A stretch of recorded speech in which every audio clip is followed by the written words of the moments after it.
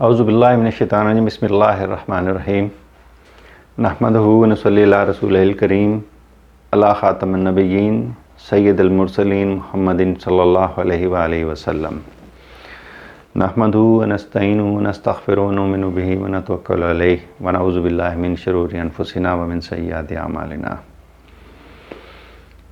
ابو عبداللہ وسیم ارشد آپ سے مخاطب ہے اور آپ دیکھ رہے ہیں فہم و عمل۔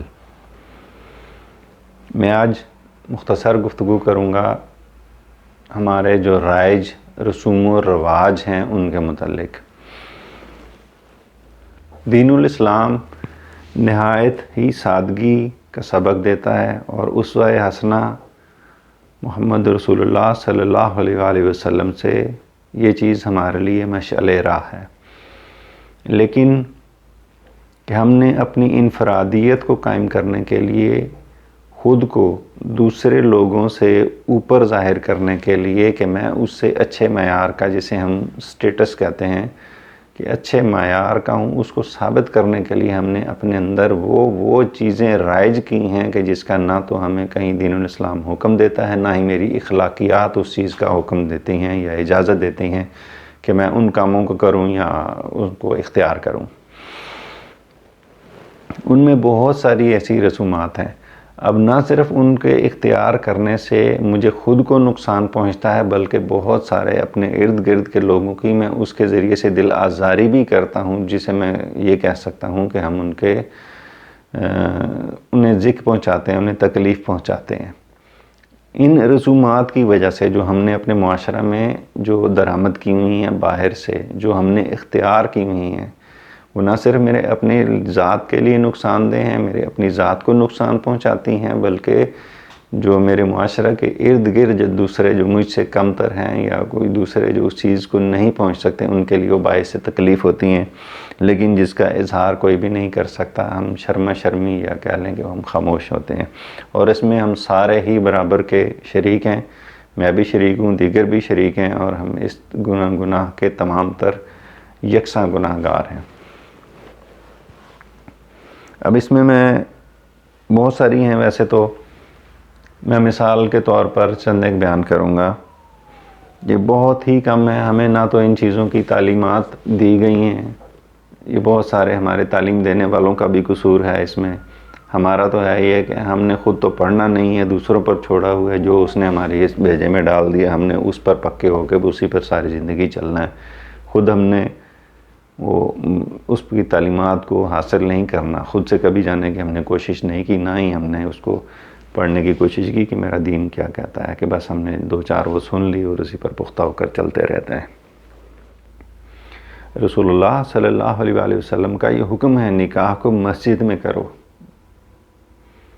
کیا کوئی بھی خاندان، کوئی بھی فرد یا جو نکاح کرنے والا ہے وہ اس طرح یہ کرتا ہے کہ وہ مسجد میں جائے، مسجد میں جا کر نکاح کی تقریب کو کرے، دلہا دلہن دونوں مسجد میں ہوں، گواہان مسجد میں ہوں، وہاں پر جو ہیں نکاح خواہ وہ ان کا نکاح کرے؟ کیا ایسا ہوتا ہے؟ کیوں اس میں سادگی اپنانی پڑتی ہے؟ وہ تو ہوگا نہیں۔ اگر چند ایک نے کیا بھی ہے، میں کسی کو الزام نہیں دے رہا، لیکن ویسے میں ان کی کسی کی نیت پر بھی شک نہیں کر رہا، چند ایک نے اگر کیا بھی ہے تو اس میں وہ سادگی نہیں ہے، وہ بس یہ جی کہ حکم ہے تو میں نے چلے جانا ہے۔ وہ دلہن پارلر سے جو نا وہ 50,000 میں تیار ہو کر آئی، دلہا پتہ نہیں کہاں سے تیار ہو کے آئے، نکاح مسجد میں کرنا ہے جی، وہ چلے گئے بس رسمن تھوڑا سا، اور اس کے بعد یہ ٹھیک ہے جی ہم نے تو مسجد میں نکاح کیا، بھائی وہ ٹھیک ہے، لیکن وہ جو پیچھے جو رسمن جو اتنی تیار ہوئی، یہ سب کچھ ہوا، یا تم جو اتنا اپنے تیار کروا کے ایک سنت تو پوری کر لی تو باقی ساری کدھر کی پسے پوچھ، تو وہ جو منہ ادھر سے سارا جو چھلوایا ہوا ہے اور دیگر دوسرے تیسرے جو ہیں وہ احکامات سارے کدھر کے کہ تم نے وہاں پر کیا ہے کہ ٹھیک ہے اچھے بنو، لیکن اچھے بنتے ہوئے کم از کم سنت رسول صلی اللہ علیہ وآلہ وسلم کو بھی مد نظر رکھو، حکم دیگر احکام کو بھی مد نظر رکھو کہ جن سے دوسروں کی دل آزاری نہ ہو۔ یہ پارلر سے سج کر آنا یہ کہاں کا حکم ہے؟ آپ کرو خوبصورت لگو، گھر میں چلو کر لو ایک مخصوص حد تک۔ وہ اتنا فضول خرچی وہ وہاں پہ کیا صرف رسومات پوری کرنے کے لیے کہ یہ پھر اسی طرح دیگر بہت سارے رسومات شادی میں جو اپنائی ہوئی ہیں۔ آج جی فلانی، اور مجھے تو اب ان کے نام بھی نہیں آتے، وہ کیا کہا جاتا ہے ایک رسم کو، ہمایوں کے مایوں کچھ اس کا نام ہے، اس کا مقصد کیا ہوتا ہے مجھے نہیں معلوم، اور ہوتی کیا ہے نہیں معلوم.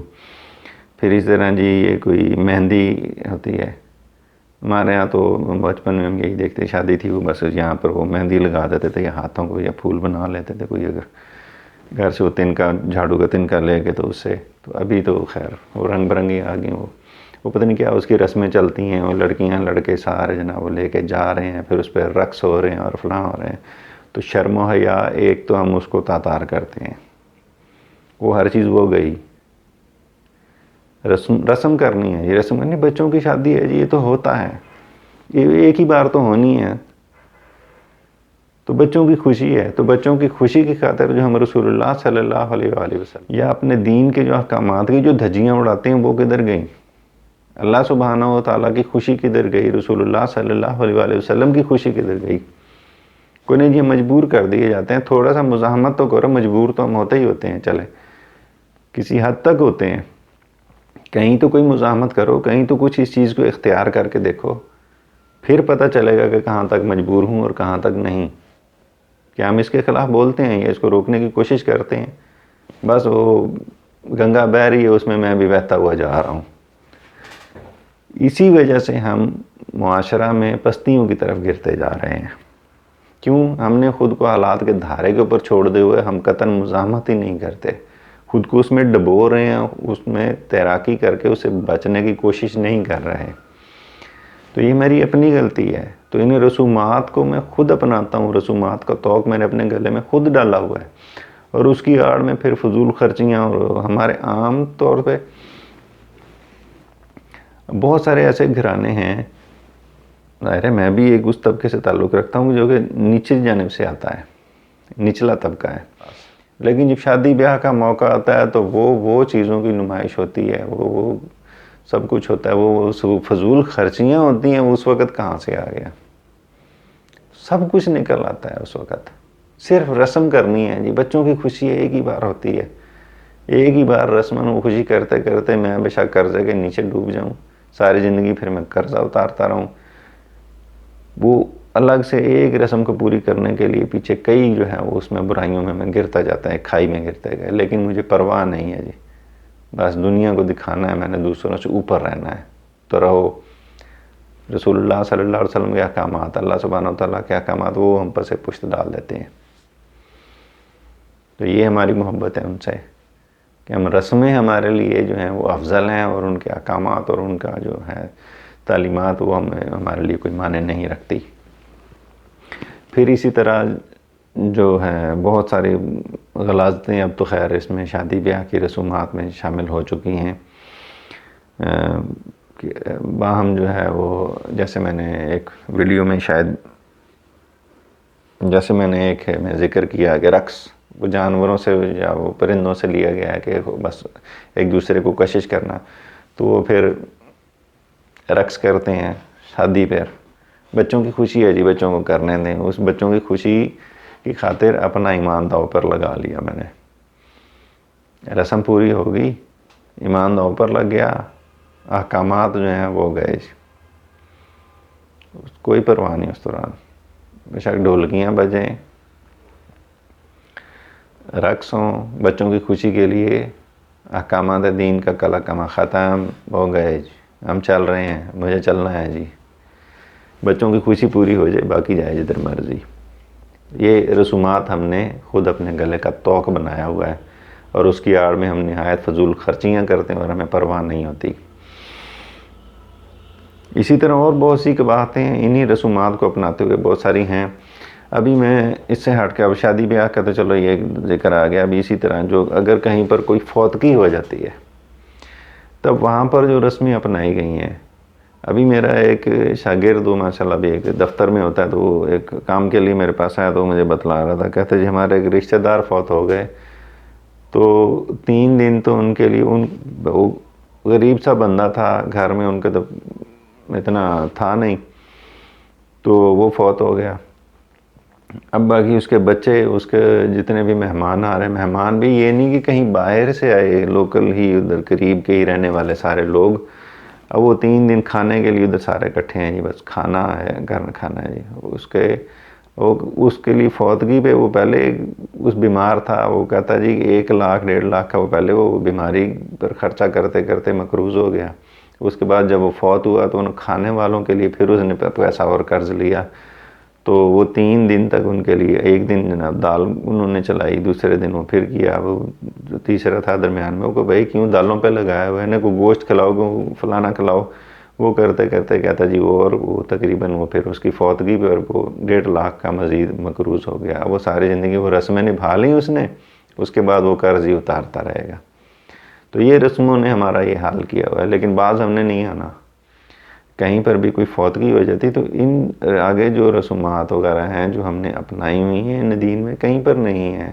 کہاں پر ہیں؟ کس صحابی نے کیا یہ کام کہ رسول اللہ صلی اللہ علیہ وسلم نے کہاں پر حکم دیا؟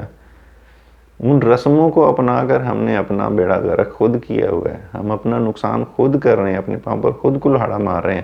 جو بولتا ہے اس پر طرح طرح کے فتوے آنے شروع ہو جاتے ہیں. فتوے لگانے سے پہلے ذرا اپنا علم مکمل کرو، یہ لے کر آؤ کہ یہ حکم کہاں پر ہے. اگر نہیں ہے، رسول اللہ صلی اللہ علیہ وسلم کے، اللہ سبحانہ و تعالیٰ کے حکم کے خلاف چل رہے ہیں، وہ پیچھے ان کے حکم، بس جی میری رسم میں نے منہ نہیں دکھانا معاشرے میں.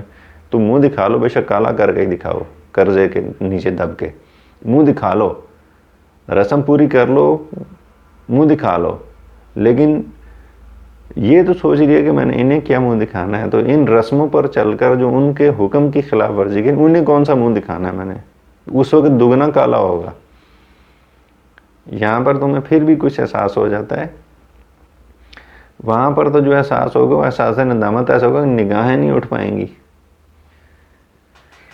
تو وہاں پر اگر اپنی نگاہیں اٹھا کر فخر سے کہنا کہ یا رسول اللہ صلی اللہ علیہ وسلم میں آپ کا امتی ہوں، میں نے آپ کے حکم پر عمل کیا، میں آپ کے حکم پر چلتا رہا، میرے سے بہت سی کوتاہیاں بھی ہوئی ہیں، تو اب یہاں پر میں پکڑا گیا ہوں. تو منہ وہاں پر کیا دکھانا ہے؟ وہاں پر بھی یہی منہ ہوگا نا، رسمیں پوری کر کر کے جو کالا کیا ہوگا. تو وہاں پر کیا دکھانا ہے؟ سارا تو دنیا کو دکھا دیا، تو وہاں کے لیے کچھ نہیں بچنا. پھر رسم نہیں، اصل کی طرف جاؤ. اصل میں ہی میری نجات ہے، اصل میں ہی میرا سب کچھ ہے.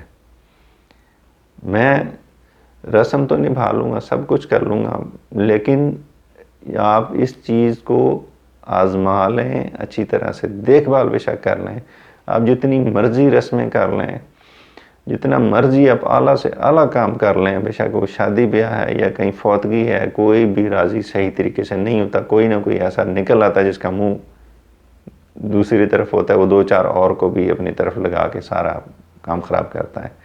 یہ صرف کس وجہ سے؟ انہیں رسموں پر چلنے کی وجہ سے. اگر وہ رسمیں ہی نہ کریں، کچھ بھی نہ کریں، جو اس کا منہ بنتا ہے اسے کہیں بھائی سنت میں یہ چیز نہیں ہے، معاملہ ختم. تو کیا نہیں کر سکتے؟ صرف ہمت کی ضرورت ہوتی ہے. ہمت نہیں ہے کہ یہ بیان کر سکیں کہ یہ چیز محمد رسول اللہ صلی اللہ علیہ وسلم نے نہیں سکھلائی، ان کی سنت میں نہیں ہے. تو اسی طرح بہت ساری دیگر رسومات، بہت ساری شادی بیاہ کی، جیسے میں نے پہلے ذکر کیا، شادی بیاہ پر اب اتنی فضول خرچی. دلہا دلہنے کو تیار ہو کے آئے، پھر یہ فلانی رسم ہو رہی، فلانی رسم ہو رہی ہے، یہ فلانی رسم ہو رہی ہے. مجھے نام بھی نہیں آتے کیونکہ میں ان سے اعراض کرتے ہوں، میں سائڈ پہ ہو کے بیٹھا رہتا ہوں. الحمدللہ میں گریز کرتا ہوں، نہیں گھستا. بات یہ ہو رہی تھی، یہ جی دلہا کے فلاں کے لیے کپڑے، فلاں کے لیے کپڑے، فلاں کے لیے کپڑے، فلاں کے لیے کپڑے. وہ کپڑے خریدتے جو دلہن والے، وہ بے شک وہ پھر قرضے تلے چلے جائیں، ان کو کوئی پرواہ نہیں. اسی طرح جو دلہا والے ہیں، وہ یہ لڑکی کے جناب جہیز کا وہ پتہ نہیں کیا کیا ہوا ہے، اس کے لیے یہ کپڑے، اس کے لیے فلانے کپڑے، اتنے مہنگے مہنگے مہنگے یہ لے کے آنا. جب یہ سب کچھ ہو جاتا ہے، رسمی ہو گئی، سارے شادی والے دے دیے، وہ کپڑے جو اس کے لیے لائے تو اس کے لیے وہ پھر رشتہ داروں میں وہ بانٹے جاتے ہیں سارے. تو یہ رسمیں نہیں ہیں تو اور کیا ہے؟ یہ کہاں پر اتنی فضول خرچی کرتے ہیں ہم لوگ کہ. اور وہ پھر صرف یہی نہیں، وہ رسم، وہ جو کپڑے ہوتے ہیں وہ لڑکیوں کا، کسی نے بڑی خوب بات کہی تھی، شاید کوئی مولانا صاحب تھے، ان کی ویڈیو تھی، یہ مجھے اب صحیح درست طریقے سے یاد نہیں، لیکن انہوں نے بڑی پیاری بات کی تھی کہ گاؤں میں یہ بہت رواج ہے رسموں کا، انہی رسموں کا، کہ کہ جو کپڑے جو دیے جاتے ہیں، جو لڑکی کا جو جہیز ہوتا ہے وہ بستر کے اوپر یوں پھیلا دیا جاتا ہے اور اس کی نمائش ہوتی ہے، پورے گاؤں کی عورتیں وہ دیکھنے کے لیے آتی ہیں. تو انہوں نے بڑے خوبصورت الفاظ کہے تھے کہ تم نے تو اپنے کپڑے بستر پہ پھیلا دیے، لیکن کیا کبھی یہ بھی سوچا، یہ بھی دیکھا تھا کہ وہ غریب کی بیٹی آتی کہ اس کے دل میں ان کو دیکھ کے کتنی حسرت پیدا ہوتی ہوگی کہ کاش میرے پاس بھی یہ سب کچھ ہوتا. مثال تو ہم دیتے ہیں رسول اللہ صلی اللہ علیہ وسلم کی، فاطمی جہیز، فاطمی جہیز. جہیز آپ صلی اللہ علیہ وسلم نے نہیں دیا تھا، وہ جو کچھ دیا تھا وہ بھی سیدنا علی رضی اللہ تعالیٰ عنہ نے کا ہی پیسہ تھا جو میرا علم میں ہے، وہی دے کر رخصت کیا تھا. تو یہاں پر اس کو نہیں جی بیٹی کی باپ نے نہیں دیکھنا تو پھر کس نے دیکھنا ہے؟ میری بیٹی میرے پاس کسی کی امانت ہے، اس کی میں نے حفاظت کرنی ہے، اس کی میں پرورش کر کے اس کو میں اچھے اخلاق کا، تمیز کا، اسلامی تعلیمات کا جہیز دے کر رخصت کروں. اور پھر آگے میں نے رخصت کس کے لیے کرنا ہے؟ اس کا جو شوہر بنے گا اللہ سبحانہ و تعالیٰ کے حکم سے جو بنے گا، میں نے اس کو اس کے حوالے کرنا ہے، کیونکہ یہ میرے پاس اللہ تعالیٰ نے اسی لیے امانت رکھوائی تھی کہ تم نے اس کی تربیت کرنی ہے، اس کو اچھا پال پوس کر بڑا کرنا ہے، پھر آگے اس کے حوالے کرنا ہے. اب وہ اس کی ہے، اس کی ذمہ داری ہے، وہ اس کے کپڑے اور دیگر ضروریات کو پورا کرنا اس کی ذمہ داری ہے، نہ کہ میں یہاں سے ہاں ویسے اپنے طور پہ تحفہ تحائف جو میں دے سکتا ہوں وہ دوں، لیکن وہ کسی کے سامنے یوں نمائش کر کے دکھا کر نہیں، وہ ایک الگ چیز ہے. لیکن یہ جہیز کی شکل میں یہ جو ٹرک بھر کے جانا اور کسی غریب کی بیٹی کے دل میں وہ حسرتیں ڈالنا اور یہ وہ سارا، یہ کہاں پر ہے آپ کا؟ یہ وہاں پر میری انسانیت، میری اخلاقیات کہاں جاتی ہیں کہ جب میں دوسروں کے دل کو ٹھیس پہنچا کر ان کے جذبات کو روندتا ہوا میں یہ کام کرتا ہوں؟ وہاں پر خیال کرنا چاہیے. نہیں جی رسمیں ہیں، وہ بیٹی کو نہیں دینا، فلانا نہیں کرنا. ابھی یہاں پر بہت سارے خاندان ایسے ہیں کہ وہ ایسی رسم چل پڑی ہے، والا معلوم یہ انڈیا کی تھی یا پاکستان کی تھی مجھے نہیں معلوم، ایک چھوٹا سا ویڈیو کلپ تھا کہ لڑکا کہتا کہ میں نے اسے نکاح ہی نہیں کرنا جب تک مجھے فلانی موٹر سائیکل نہیں ملے گی. وہ ڈیمانڈ کر رہا ہے، اس سے باقاعدہ طور پر مانگ رہا ہے لڑکی والوں سے، وہ کہاں سے وہ دیں وہ یہ چیز کو. یہ رسمیں کرتے کرتے کسی ایک نے دے دی، وہ باقی بھی مانگنے لگے، وہ رسم پڑ گئی، بس اب یہ چلنی ہے. رسم کیا منہ کالا کیا ہوا ہے اپنا. تو احکام پر کیوں نہیں چلتے؟ دین الاسلام نے ہمیں کس لیے دیا کہ بس یہی میں نے دین الاسلام کے یہی سمجھ لیا ہے کہ میں بس جی نمازیں میں پوری کرتا رہوں، باقی جو سب کچھ کرتا رہوں، صرف نمازوں میں ہے یا میں داڑھی رکھ لوں، تو باقی یہ سارے جو احکام دین ہیں وہ سارے کس کے لیے ہیں؟ کہ میرے لیے نہیں ہے وہ کہ میں نے یہ بھی نہیں کرنا، میں نے یہ بھی نہیں کرنا، میں نے یہ بھی نہیں کرنا، میں نے فلاں چیز کرنی ہے، فلاں چیز کرنی ہے، فلاں چیز کرنی ہے. جو کرنی ہے جس کا حکم دیا ہے کہ وہ میں چھوڑ دیتا ہوں، جو نہیں کرنی میں انہیں اپنا کر میں اپنا بس من راضی رکھو، باقی جائے جدھر مرضی. تو یہ کیا ہے؟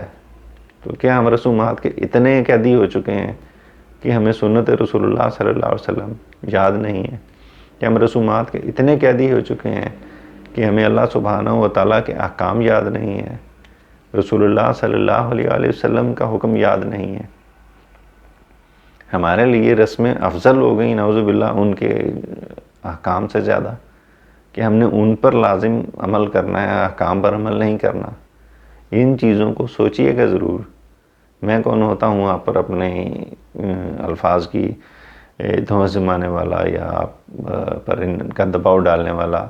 میرے تو جو دل میں ہوتا ہے، جو میرے من میں اللہ سبحانہ و تعالیٰ نے ڈالی ہے کہ اگر تم اس چیز کی مخالفت کرتے ہو تو یہ اپنی آواز کو بلند کرو، دوسروں تک پہنچاؤ. وہ میں پہنچانے کی میں کوشش کر رہا ہوں، اور اللہ سبحانہ و تعالیٰ سے پوری دعا ہے کہ اللہ سبحانہ و تعالیٰ مجھے اس میں کامیاب کرے. کیوں؟ میری خواہش ہے، میں یہ چاہتا ہوں کہ میں جب ختم ہوں تو میں اپنے بچوں کے لیے ایک اچھا پاکیزہ معاشرہ، جیسے رسول اللہ صلی اللہ علیہ وسلم نے کہا، میں اس کو چھوڑ کر جاؤں. تبھی میری فلاح ہے، تبھی یہ سب کچھ ہے، تبھی میں اللہ سبحانہ و تعالیٰ کے سامنے سرخرو ہو سکوں گا. تبھی میں فخر سے جب میں عمل کر کے جاؤں گا سنتوں پر، ان کے احکام پر صلی اللہ علیہ وآلہ وسلم، تبھی میں ان کے سامنے سرخرو ہوں گا، تبھی میں ان کی شفاعت کا بھی حقدار ہوں گا، تبھی میرے اوپر اللہ سبحانہ و تعالیٰ رحم بھی کرے گا. صرف اس صورت میں کہ جب میں نے ان کا کہا مانا ہوگا. لیکن اگر میں ان کے خلاف جاؤں گا تو میرے لیے قطعاً کچھ نہیں. اب تمام تر گفتگو کو اختصار سے بیان کرتے ہوئے، ان کا لب لباب بیان کرتے ہوئے آپ تمام احباب سے اجازت چاہوں گا کہ رسومات دراصل ہم نے اپنے گلے کا طوق بذات خود بنائی ہیں، جبکہ دین الاسلام ہمیں ان تمام باتوں سے منع کرتا ہے۔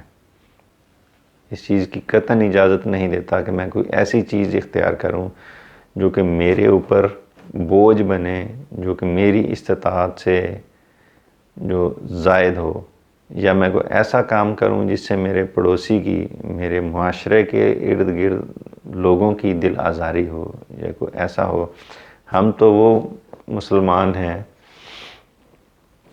یعنی رسول اللہ صلی اللہ علیہ وآلہ وسلم کے ہم تو وہ پیروکار ہیں کہ مجھے تو یہ حکم ہے کہ میں کوئی ایسے کام نہ کروں کہ جس سے میرے پڑوسی کی ہی دل آزاری ہو یا دیگر لوگوں کی دل آزاری ہو۔ کیا میں نے ایسے کبھی سوچا؟ میں نے تو اپنی رسومات ہی ایسی اپنائی ہوئی ہیں کہ جس سے لوگوں کی دل آزاری ہوتی ہے، لوگوں کے جذبات کو ٹھیس پہنچتی ہے۔ ان تمام ترکی کہ جن کے پاس وہ چیزیں نہیں ہیں، وہ پھر اس کی حسرت رکھتے ہیں، اس تک پہنچنے کے لیے وہ بھی غلط راستہ اختیار کرتے ہیں، تو اس کا ذمہ وار ہو سکتا ہے کہ میں ہوں۔ مجھے یہ دیکھنا ہے کہ کہیں میں ان رسومات کی گنگا میں تو بہتا ہوا نہیں جا رہا، کیا میں اس کے خلاف مزاحمت کرتا ہوں، کیا میں روکنے کی کوشش کرتا ہوں۔ مجھے یہ چیز سوچنی ہے، اور اسی سوچ کے لیے میں نے آپ تمام احباب سے اتنی ساری میں نے گفتگو کی۔ اس تمام گفتگو کے ساتھ اگر اس میں میری طرف سے کوئی کمی کوتاہی ہو، وہ اللہ سبحانہ و تعالیٰ سے اس کے لیے میں معافی کا طلبگار ہوں، اور اس دعا کے ساتھ اجازت چاہتا ہوں۔ سبحانک اللہم و بحمدک، اشہد ان لا الہ الا انت، استغفرک و اتوب الیک۔ والسلام علیکم ورحمۃ اللہ وبرکاتہ۔